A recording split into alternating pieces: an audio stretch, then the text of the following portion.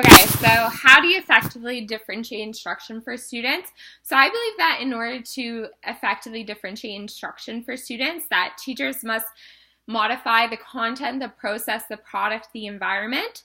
So with respect to content, teachers can alter the material that students are learning. So for students who struggle in certain subject areas, such as math or language, they could provide those students with modifications. They could also change the content by drawing upon students' interests and strengths. So you might want to give your student like a survey at the beginning of the year so that you know what your students are interested in and can alter your materials accordingly. I believe that teachers can also modify the process and how students are acquiring the information.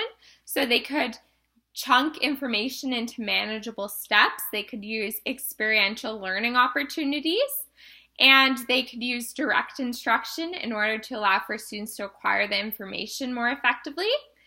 Teachers can also alter the product, which is how students demonstrate what they know. So in my grade 1 class, I had a lot of ELL learners in my classroom, and the way that I modified the product was by providing opportunities for written assessments along with oral assessments.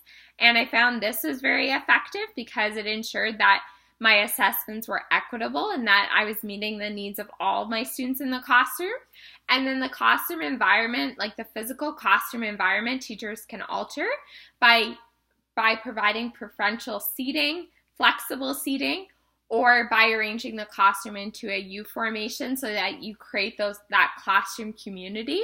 So overall, I believe that in order to effectively differentiate instruction for students, teachers must consider the content, process, product, and the environment, as well as respond to the individualized needs of their specific students.